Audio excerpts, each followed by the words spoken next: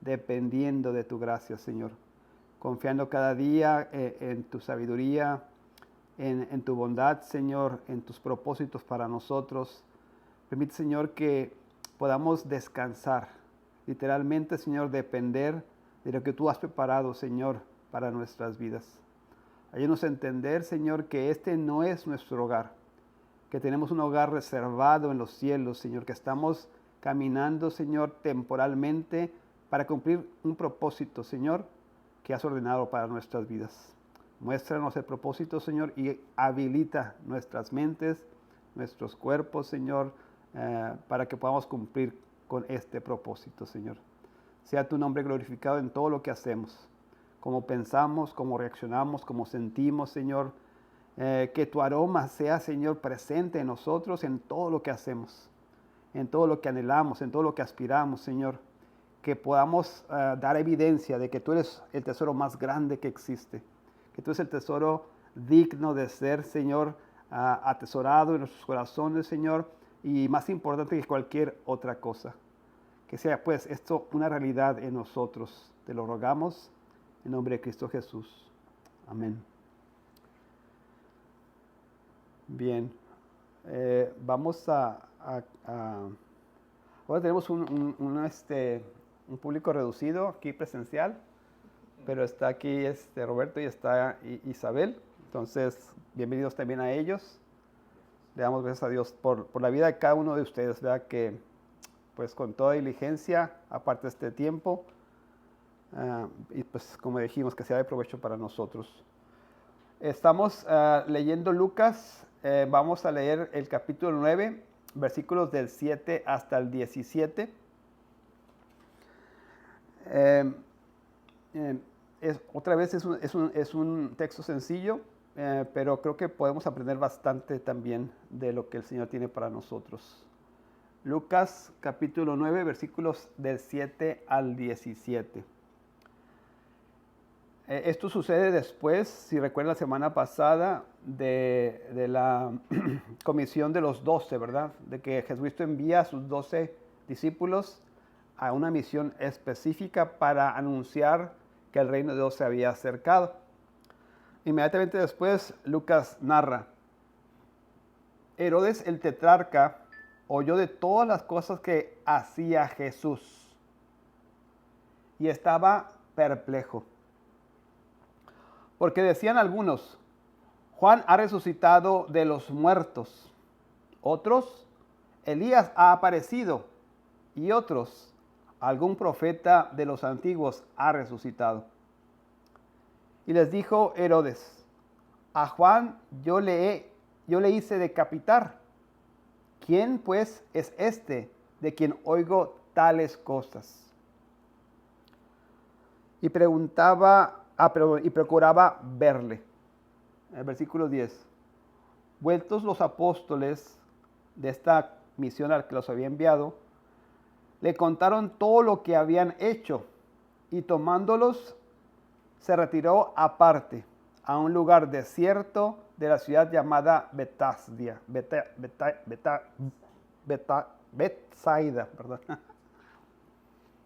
Y cuando la gente lo supo, le siguió, y él les recibió y les hablaba del reino de Dios y sanaba a los que necesitaban ser curados.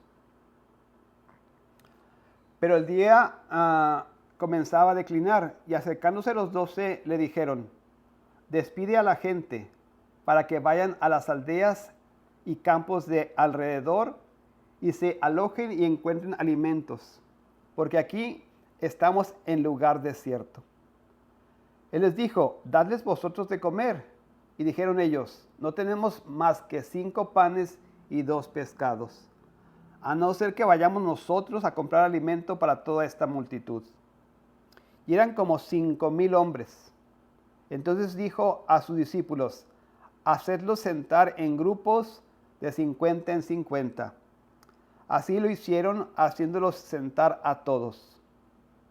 Y tomando los 5 panes y los 2 pescados, levantando los ojos al cielo, los bendijo y los partió y dio a sus discípulos para que lo pusiesen delante de la gente.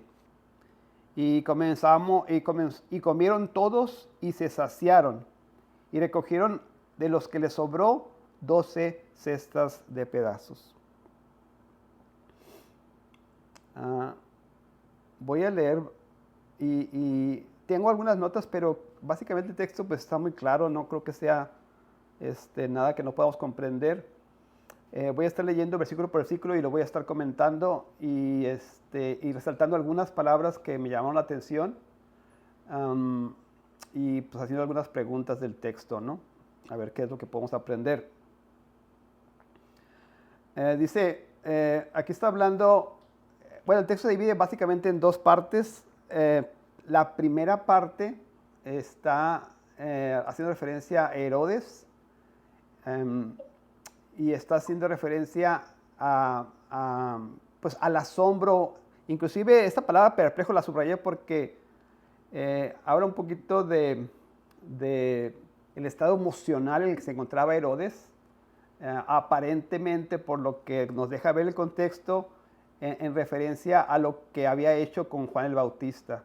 Este Juan que se menciona en el versículo 7 es Juan el Bautista, que había sido asesinado por Herodes poco antes de este tiempo, y aquí hay como un sentimiento pues que está reflejando Herodes. Vamos a leer ahí. Herodes el tetrarca oyó de todas las cosas que hacía Jesús. Hasta aquí Jesús empezaba su ministerio, pero ya había demostrado a través de señales y prodigios, ¿verdad? ¿Quién era? De quién se trataba, con qué autoridad venía. Había pues levantado o resucitado a los muertos, había expulsado a los demonios, como hemos visto, había sanado las enfermedades, había ministrado, ¿verdad? Había perdonado pecados. Todo esto estaba llegando de noticias a Herodes, ¿verdad? Herodes era el encargado, era el responsable de la región. Y todos estos reportes llegaban a él. Todas estas cosas que la gente veía, supongo que inclusive lo estaban vigilando, ¿verdad? Entonces llegaban esos reportes de los milagros de Jesús, de lo que hacía, de la autoridad con que hablaba, y todo esto le estaba llegando a Herodes. Y dice aquí Lucas que estaba perplejo. ¿Y en qué consiste esto o este sentimiento? ¿O por qué viene este sentimiento? Y nos quiere dar un poquito de contexto Lucas en las siguientes palabras. Dice, porque decían algunos, Juan, o sea, el que él había asesinado, Juan el Bautista, ha resucitado de los muertos. Eso es lo que la gente pensaba. Y otros, Elías ha aparecido, ¿verdad? El profeta prometido. Y otros, otro grupo, algún profeta de los antiguos ha resucitado. En ese contexto, ¿verdad? Y por lo que había hecho Herodes, haber asesinado a Juan el Bautista, Lucas nos deja ver como que lo que estaba pensando, es lo que creo que está narrando aquí. Y dijo Herodes, como que él está hablando ahí, reflexionando, a Juan yo hice decapitar. Y aquí hace una pregunta, que creo que es la pregunta importante. ¿Quién pues es este de quien oigo tales cosas? Y procuraba verle. Esta pregunta, pues es de las más importantes, no solamente para Herodes, ¿verdad? Para todo ser humano, la pregunta fundamental de nuestras vidas, la pregunta que trasciende, la pregunta que marca el destino eterno de cada persona es esta. Que llegue el conocimiento pleno de quién es este Jesús del que estaban hablando. Creo que Herodes no logra, ¿verdad? Por lo que vemos después en Lucas, no sé, creo que el 23 por ahí. Herodes, Jesús va ante Herodes cuando es juzgado, y Herodes nunca da señal de arrepentimiento. O sea, aunque había asesinado a Juan, aunque aparentemente le remordía la conciencia aquí, Nunca buscó ser perdonado, arrepentirse de sus pecados. Entonces no buscaba o nunca buscó a Jesús con ese propósito. En realidad no entendía cuál era el propósito y la misión que Jesús estaba proclamando. Creo que puse una notita de eso aquí, déjenme ver. Bueno, eso lo vamos a ver después. Y luego dice, el 10, vueltos los apóstoles, habían ido a la misión que se había encomendado a Jesucristo, le contaron todo lo que habían hecho. Imagínense los apóstoles regresando de su misión y contando a Jesús, pues, cómo los demonios se les sujetaban, cómo habían sanado enfermedades, cómo habían proclamado el reino. Jesús escucha, ¿verdad?, a los apóstoles y tomándolos, dice, se retira aparte a un lugar desierto de la ciudad de Betsaida. En los comentarios que leía, algunos de los comentarios hablaban de que Jesucristo era muy sabio en su práctica. La semana pasada hablábamos de eso, ¿verdad? Jesucristo estuvo un tiempo de 3 años aproximadamente discipulando a estos 12 hombres y enseñándoles no solamente la doctrina, sino la práctica del ministerio, cómo debería hacer este ministerio. Y creo que aquí hay una lección también que les quiere enseñar. O sea, el ministerio va a demandar de ellos, ¿verdad? Pero también le está enseñando a que tomen tiempo para ello. Dice, y tomándolos se retiró aparte a un lugar desierto de la ciudad. La demanda de los enviados o de los ministros, de los pastores, es una demanda constante, es una demanda,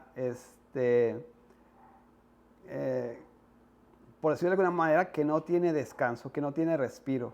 Entonces, tenemos que entender que el enviado, el que ha sido dotado de esta misión, pues tiene que buscar espacios, ¿verdad?, para que pueda relajarse, pueda descansar y cargar energía, cargar nuevamente, ¿no? Y es lo que está haciendo Jesucristo aquí. Luego dice el 11, me llama la atención porque aun cuando busca ese espacio, busca apartarse de la gente, el 11 dice, y cuando la gente supo que se había ido al desierto, dice, le siguió. ¿Y qué es lo que hace Jesucristo según la siguiente oración? Dice que él había buscado retirarse, pero cuando la gente pues se enteró de que estaba en cierto lugar del desierto, fue hacia donde estaba y Jesucristo dice que los recibió. Dice que no que los... lo que quiero decir es que Jesucristo, a pesar de que quería apartarse cuando estaba en la ansiedad, recibió esa multitud, recibió a la gente sus necesidades, recibió a la gente para ser alimentada, recibió a la gente para ser sanada. Y lo primero que hace con esta multitud, dice, les habla del reino de Dios. El grupo que llegó no fue simplemente tolerado por Jesús, fue recibido. Eso habla de que Jesús tiene pues el propósito de ayudar, el propósito de ministrar a estas personas y lo hace inicialmente hablándolos del reino de Dios. Ese es el propósito con el que está ministrando al grupo y enseguida dice sanaba a los que necesitaban ser curados. Entonces al ver la necesidad de la gente, lo primero que Jesús hace es hablarles del reino de Dios y enseguida, ¿verdad? Habla de que de sanar las enfermedades, pero inicialmente lo que está haciendo es hablar del reino de Dios a estas personas.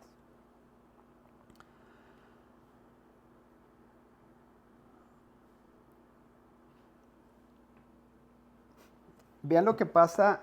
Está, el contexto que nos está diciendo Lucas es que estaban en un lugar pues desierto, estaban alejados de la ciudad. El 12 dice, pero el día comenzaba a declinar, pues ya estaba haciéndose noche, probablemente la luz estaba agotando. Y vean la mentalidad de los apóstoles y el contraste que tiene Jesús para atender esta necesidad. Lo primero que piensan los apóstoles dice, y acercándose los 12, le dijeron, despide a la gente para que vaya a las aldeas y campos de alrededor y se alojen y encuentren alimento, porque aquí estamos en lugar desierto.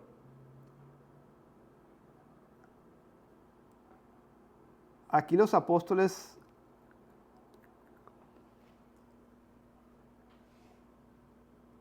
están viendo una necesidad y en vez de, vamos a decir, atender la necesidad, están buscando una forma o una estrategia, por decirlo de alguna manera, humana para solucionar el problema. Ellos no tenían pues como que una alternativa, dicen, no hay un lugar, no hay una forma de dar alimento a estas personas. Y lo que hace Jesucristo es contrastarlos, dice en el 13. Y les dijo, dadle vosotros de comer. ¿Qué está haciendo Jesucristo ahí? ¿Por qué les pide hacer eso?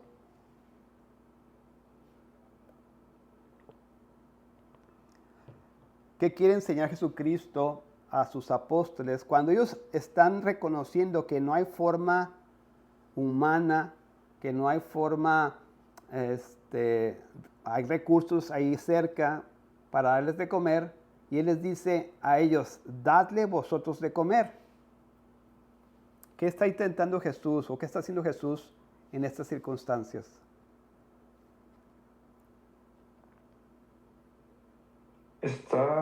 Yo creo que intentando que piensen como más allá de lo natural, ¿no? Porque pues lo natural te dice como pues de dónde, o sea, no hay dinero, no hay comida suficiente, pero, o sea, como que empiecen a pensar en lo celestial. Que no quiero decir más dependencia, porque puede sonar hasta ilógico, ¿no? Lo que está pidiendo, pero ¿cómo piensas así? ¿Cómo llegas a pensar así, pues? Sí, creo que es lo que está haciendo, es eso. Acuérdense que todo lo que hace Jesucristo tiene un propósito, ¿verdad? De enseñar, de ministrar. Entonces, creo que lo que dice Alonso tiene mucho sentido, de que Jesucristo quiere que sus grupos, sus apóstoles, empiecen a pensar no en la limitación que ellos tienen, sino en el recurso abundante o ilimitado que Dios tiene, que Jesucristo está ofreciendo. Eh, Creo que ese es el propósito de esta orden, contrastarlos y en realidad hacerles conciencia de que sí, en sus fuerzas, en sus recursos naturales están limitados, aún así Jesucristo les da esta orden y espera que lo cumplan. Va ahora a ver cómo se va a cumplir esta orden, ¿no? Y ellos le dijeron, sí, adelante. Sí, podemos, digo, ahorita como haciendo el contraste con la porción que estudiamos la semana pasada, cuando nos manda a la misión, eh, pues es muy explícito Jesús en cuanto a esta parte, ¿no? Que lo material, no buscaran irse eh, con el respaldo material ya en la alforja o guardado, ¿no? Sino que en el trayecto o en la misión, pues eso no iba a ser como una preocupación, pudiera ser como este contraste aquí mismo, ¿no? De qué es lo que estamos haciendo o qué es lo que está haciendo Jesús en cuanto a predicando la palabra. Es como un refuerzo más en cuanto a esa, como, o sea, prioriza el compartir el mensaje, y lo demás, así como dice Alonso, ¿no? Lo demás, por medios humanos, pues no. Tienes que pensar fuera de lo terrenal para que se pueda como suplir esa necesidad. O no te preocupes por tú en tus esfuerzos suplirlas, porque Dios lo va a hacer, ¿no? Sí, ¿y cómo se llama eso en nuestra vida diaria, Mario? Pues yo sí lo viraría como dependencia, como contentamiento, como confianza. Es también fe que con la palabra y con la orden viene también la habilidad en enablement, ¿no? En poder hacerlo, ¿no? No sé, por ahí, ahorita que estaba hablando Mario, se me ocurrió eso, como que la confianza de ellos tenía que estar en que si Jesús diera la orden, no eran sus propios medios que se iba a cumplir. Ellos no tenían que accionar y era Dios el que iba a proveer, ¿no? Sí, eso se llama fe, ¿verdad? Creo que usted decía, Alonso. Ese ejercicio es lo que está tratando de hacer Jesucristo, ¿verdad? Les está dando la orden y la única forma que pueden en su corazón aceptar la orden y estar, vamos a decirlo, creyéndole a Jesús es en esa fe, ¿verdad? Que están aprendiendo, que están ejercitando, creciendo en lo que Dios les dice y confiando en lo que Cristo es, ¿verdad? Isabel quiere comentar algo también. Pues también darles la confianza de que nuestro Padre es celestial, que es el creador del universo y de todo lo que hay en la tierra. Y como tal, pues solamente basta que Él lo diga para que se cumpla, ¿no? De hecho, lo vamos a ver ahorita. Lo que dice Isabel es la realidad que nos va a enseñar Jesucristo. Jesucristo no solamente es el dueño del universo, no solamente es el creador, bueno, es el creador, el sustentador, pero los recursos no se limitan a las cosas materiales como lo vamos a ver ahorita. Los recursos de Jesucristo, los recursos de Dios son literalmente infinitos, ¿verdad? Literalmente infinitos, porque basta su palabra, basta que esto sea un propósito en su corazón para que la realidad física sea transformada. Y lo vamos a ver en el milagro. Hay una realidad física limitada desde la perspectiva humana y esa realidad va a ser transformada radicalmente. Va a ser reconstruida con la palabra de Jesucristo, ¿verdad? Con la obra de Dios al multiplicar la materia, al multiplicar los peces y los panes, ¿verdad? Los recursos de Dios no son limitados. Los recursos de Dios no se limitan ni siquiera a los materiales que ya existen o a los recursos que están ahí en la tierra o en los árboles o no sé, en nuestras cuentas bancarias. Los recursos de Dios van mucho más allá. Los recursos de Dios son ilimitados, infinitos y puede transformar nuestra realidad física con solo su palabra, dice Isabel, ¿verdad? Vamos a seguir leyendo. Ahorita vamos a ver la nota que tengo por ahí. Y ellos dijeron, voy a leer el 13. Él les dijo, dadles vosotros de comer.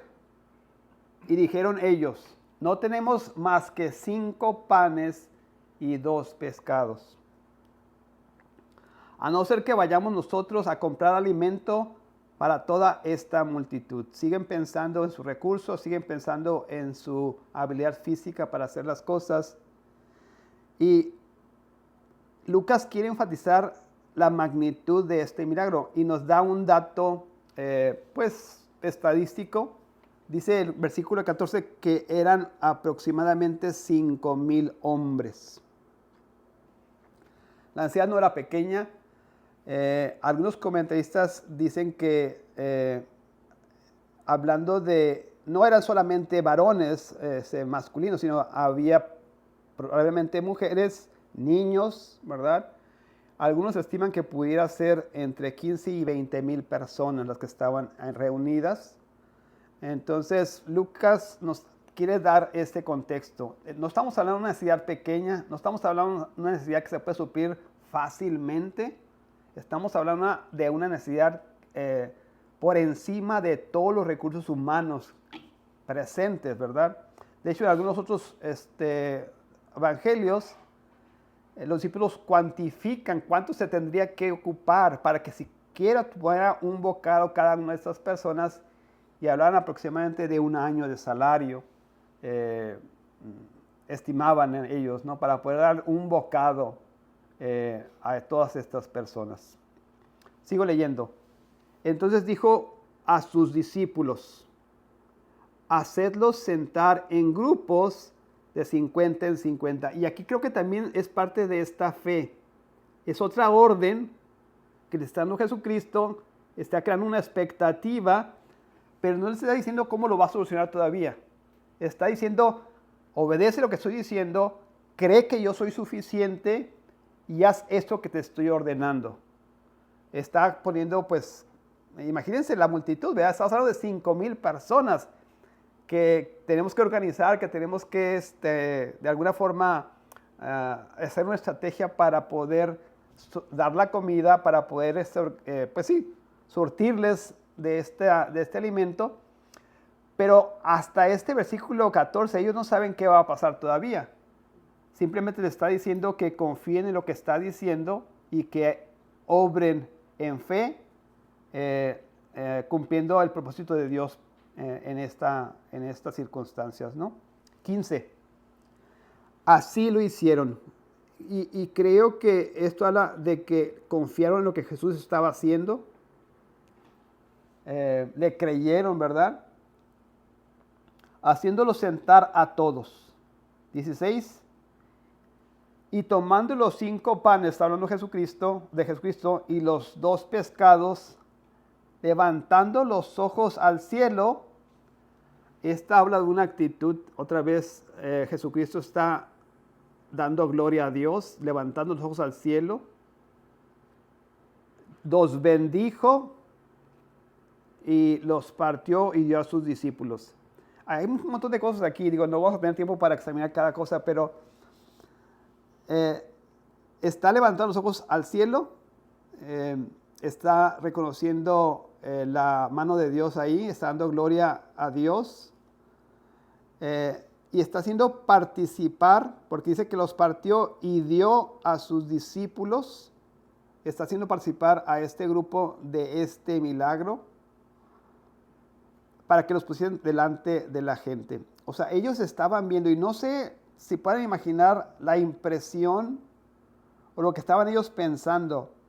Estaban literalmente en sus propios ojos viendo cómo esto se multiplicaba. No es un truco de magia, no es una ilusión, es un milagro de multiplicación, es un milagro sobrenatural, es un milagro que nos da a entender el poder de Dios obrando, ¿verdad? Y esto está sucediendo en medio, en las manos, en los ojos, como testigos a los apóstoles. A lo mejor la gente ni se dio cuenta, no estoy seguro.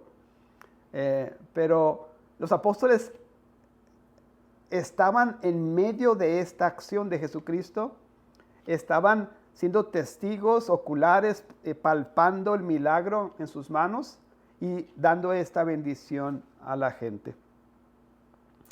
Y vean la magnitud del milagro. 17 dice, y comieron, ¿cuántos? Todos, los 5,000 o 15,000 o 20,000 personas que están ahí. Y no solamente un bocado, dice, y se saciaron. O sea, no hubo miseria, no hubo escasez, no hubo limitación.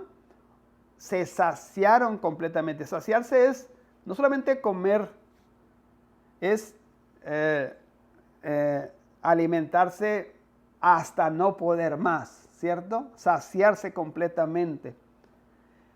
Aún todavía después dice, y cogieron de lo que les sobró 12 cestas de pedazos. Es uno de los milagros de Jesucristo, creo que más importante. El simple hecho de que se repita literalmente en los 4 evangelios habla de la trascendencia y la importancia de este milagro. este es el único milagro que es narrado por los 4 evangelios. Es narrado por los 4, con pequeñas variaciones, ¿verdad? Pequeñas diferencias, pequeños enfoques distintos, pero los cuatro evangelistas hablan de este milagro. Tengo una nota aquí que quiero leer.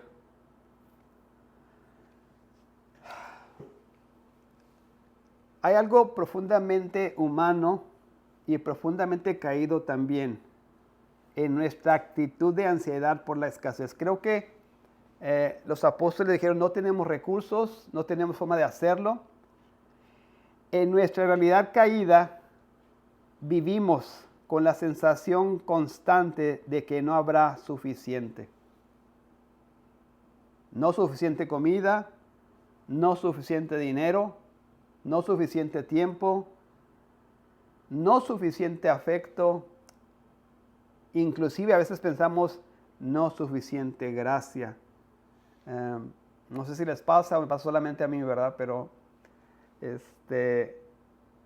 esta a veces actitud de no confiar en Dios, vivimos en una realidad marcada en nuestra perspectiva, al menos por la escasez. Los recursos no son nunca suficientes, el tiempo no nos alcanza, la comida sufrimos, ¿verdad? Porque no sabemos de dónde va a venir la siguiente comida, sufrimos por el dinero. Nuestro corazón siempre calcula, protege, retiene, como si cada día fuera una batalla para sobrevivir en nuestro universo limitado. Al menos es la percepción humana, ¿verdad?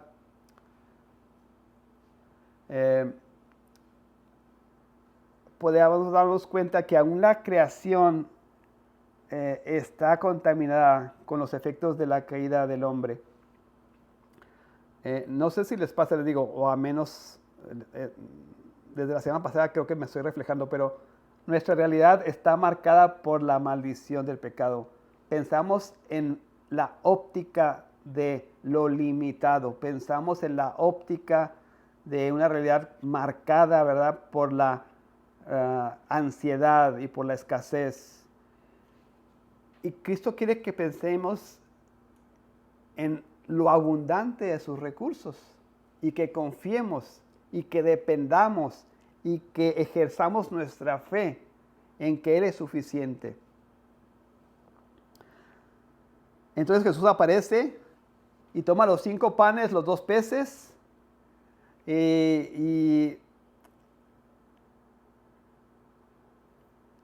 o sea, toma lo que es poco, lo que es a lo mejor el recurso que nosotros tenemos, y dice el texto que lo bendice, lo parte y se multiplica, y lo suficiente como para que todos coman, todos se sacien. Y al final dice que hasta sobraron 12 canastas, ¿verdad? No sé si viene el contraste. Jesucristo no está limitado, no está limitado en recursos.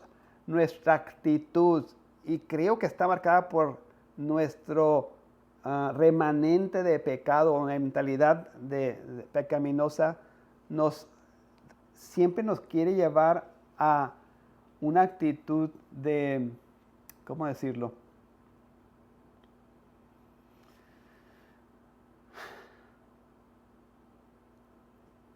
Como de autosuficiencia, o de que tengo que hacer las cosas yo en mis propias fuerzas. Y creo que lo que Cristo está enseñándonos aquí es que empecemos a pensar en la realidad del reino de Dios, en la realidad que Él está queriendo construir en nuestras vidas, en la realidad que Él es capaz de construir si creemos y dependemos de su gracia y de su misericordia. Él no tiene límites, decía Isabel, Él no tiene necesidad que no pueda ser suplida, no tiene ninguna circunstancia que no pueda atender, no tiene ninguna condición humana a la que no pueda ejercer gracia y misericordia. Lo que nos está invitando a pensar y a sentir es que dependamos y caminemos en fe, ejerciendo nuestra confianza en lo que Él es, nuestra confianza en lo que Él hace, nuestra confianza en el poder de su palabra, en el poder de lo que Él quiere hacer en nuestras vidas.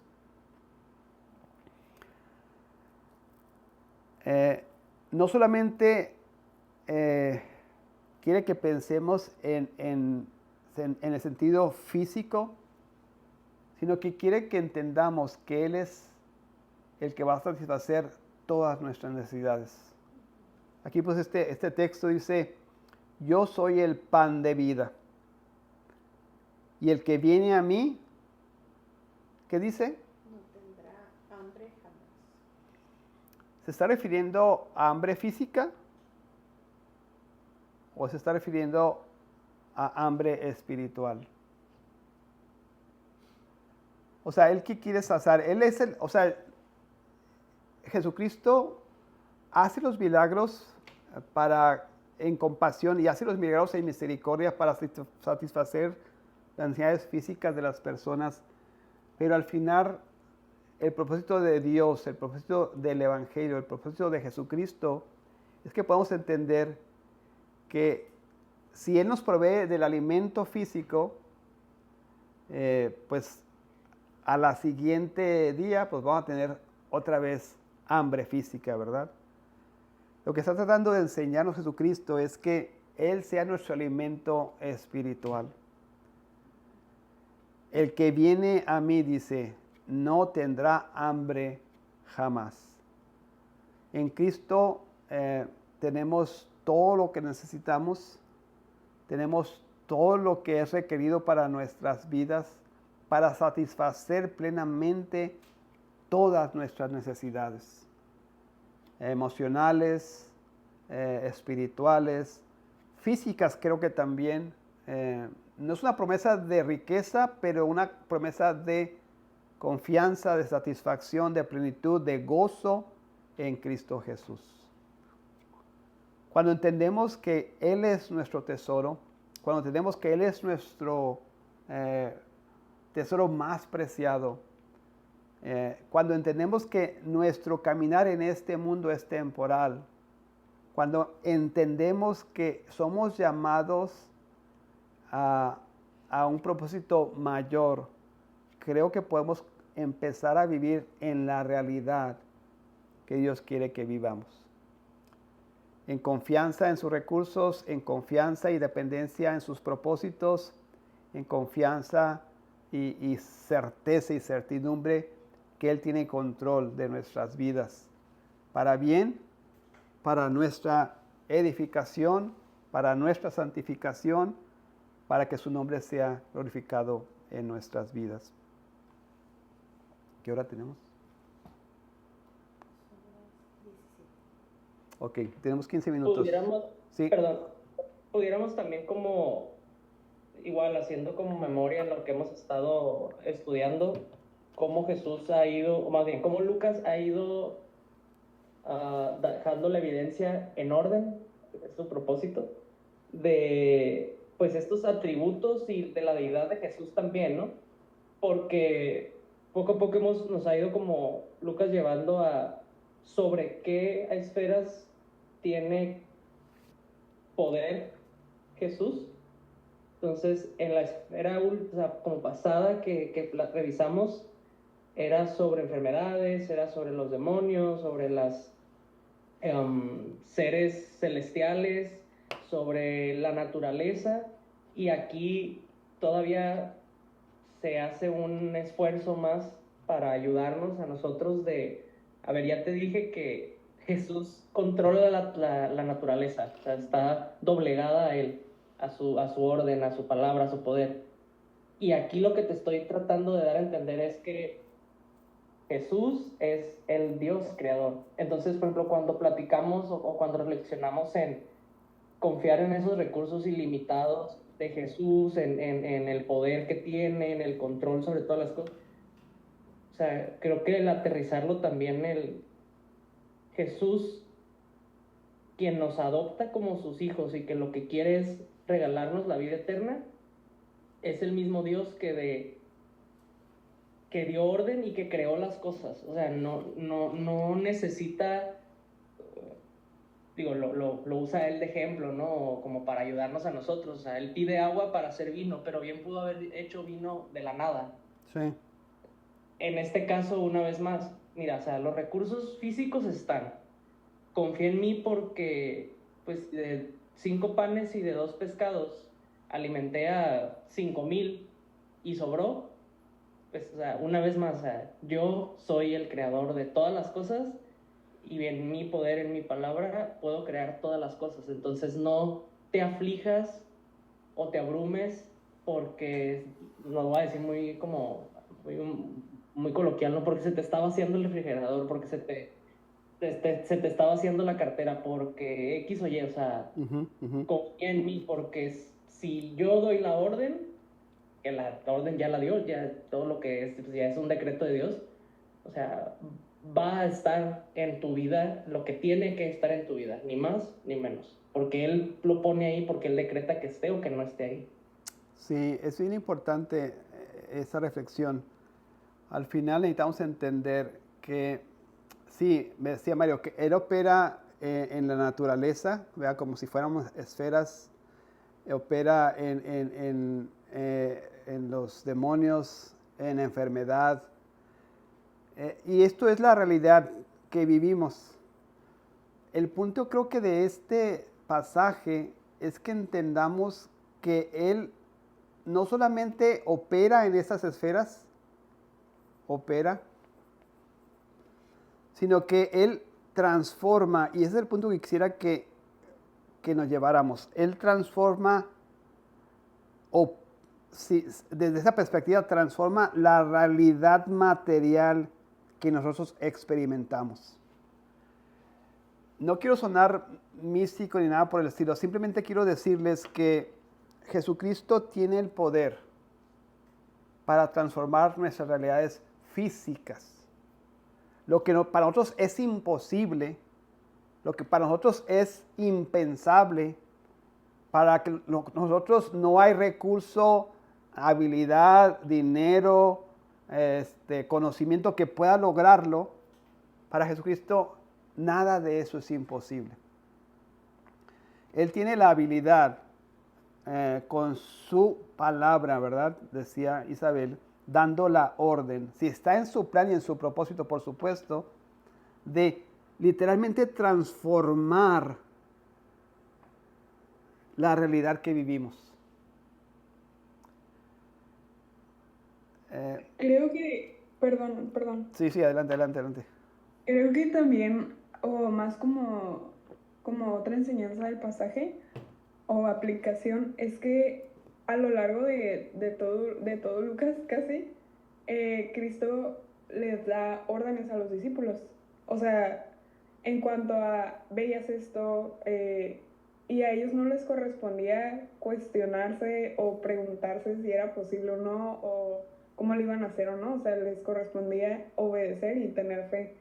Y creo que muchas de las veces nos ponemos como, o tal vez como que, pues barreras de alguna manera a lo que Dios quiere hacer con nuestras vidas, porque nos cuestionamos muchas cosas o tenemos falta de fe en cómo el Señor va a obrar en nuestras vidas. Entonces, como lo que veíamos la clase pasada, de que como mensajeros de Dios nos toca obedecer ciegamente, o sea, porque sabemos que somos hijos y somos sirvientes, esclavos del Rey del Universo, ¿no? Y básicamente estamos, no que no estemos siendo sustentados, pero nuestros pasos no sabemos a dónde van, pero hay bendición en todo lo que Dios nos manda a hacer. Y creo que a veces como que es parte de la fe que nos corresponde también.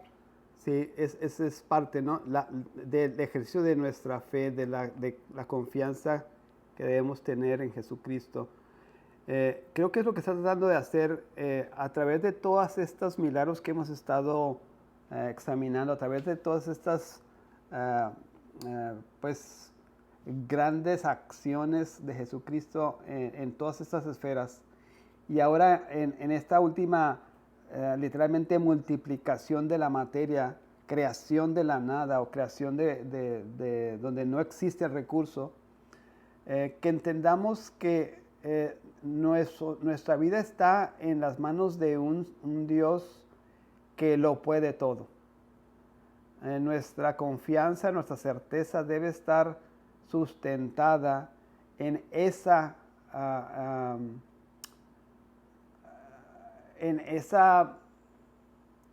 fuente ilimitada de que es Dios para nosotros.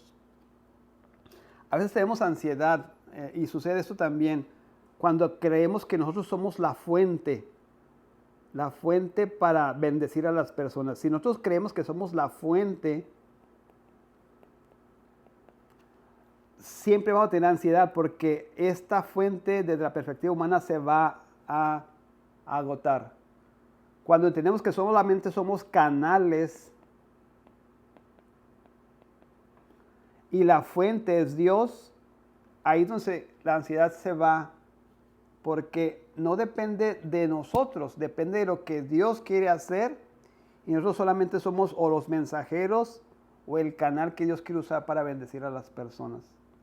No somos la fuente de la bendición, somos los canales que Dios usa para bendecir a las personas.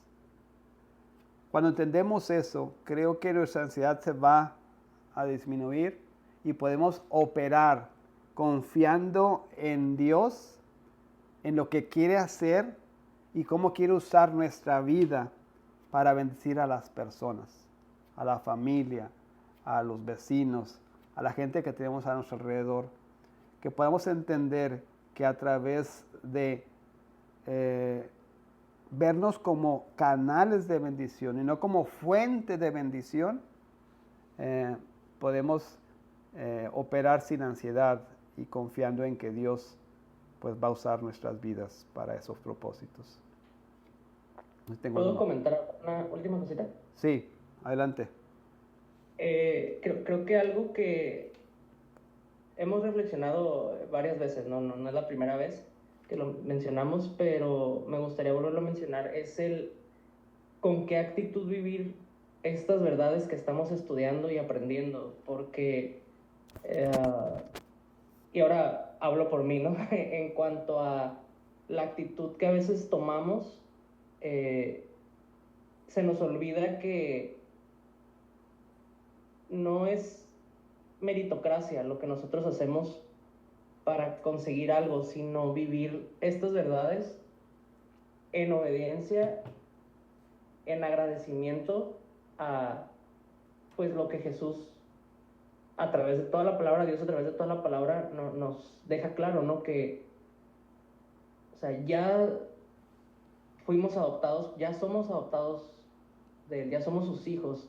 La vida eterna ya no la concedió, la salvación ya no la regaló. Él ya vivió lo que nosotros nunca íbamos a poder. Entonces, nuestra obediencia tiene que ser, y nuestra forma de vivir los días tiene que ser en alegría, claro, en gozo, porque claro, me puedo ir a dormir a lo mejor con hambre hoy, Dios no quiera, pero pues Él alimenta mi alma, ¿no? Él alimenta mi espíritu, y eso es lo que está asegurado sí o sí, o sea, mi vida eterna a sus pies, a su lado. Y las aflicciones del día a día de esta vida que vivimos, pues queda ahí, ¿no? Son aflicciones de esta vida que vivimos, pero en algún momento, cuando el Señor nos llame, pues eso ya fue, o sea, ya queda atrás y sigue todo lo que pues, nos ha prometido, ¿no? Y promesas que nos promete así como para nuestra vida eterna, pero que ya nos las está regalando desde que nos salva, nos llama y nos regala pues todo lo que nos da. Gracias, Mario. Sí, es muy cierto. Ese es como el clic que debe suceder en nuestras mentes, ¿verdad?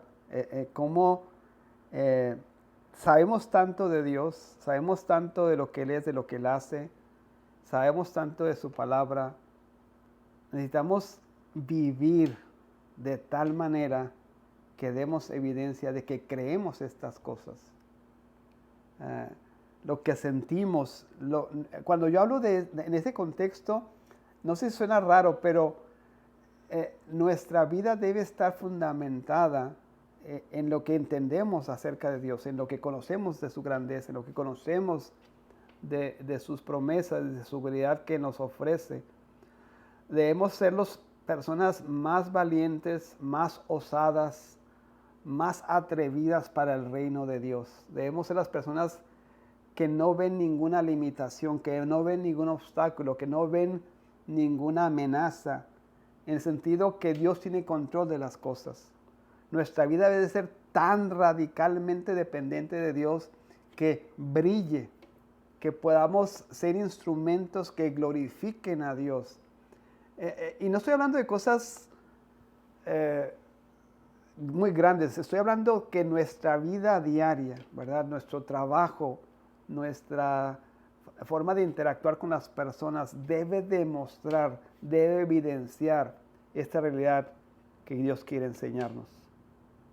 Voy a terminar con esto porque se nos acaba el tiempo, pero el texto, ¿me ibas a leer aquí, Isabel, de aquí en adelante?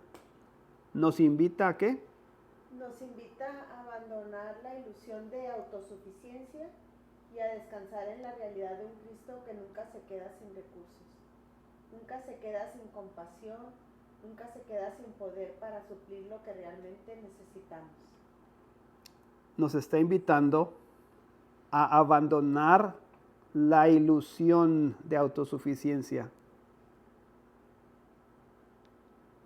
y descansar, disfrutar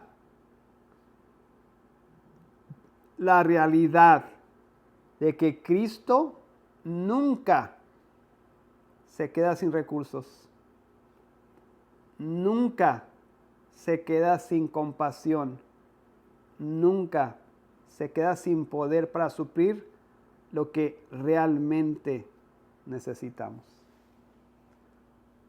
Si podemos vivir en esa realidad, si podemos vivir en esa certeza, Dios puede hacer grandes cosas con nuestra vida. Porque en Él vivimos, nos movemos y existimos. Y mi Dios proveerá a todas vuestras necesidades conforme a sus riquezas en gloria en Cristo Jesús. A nuestro Dios y Padre sea la gloria por los siglos de los siglos. Amén. Vamos a dar gracias a Dios.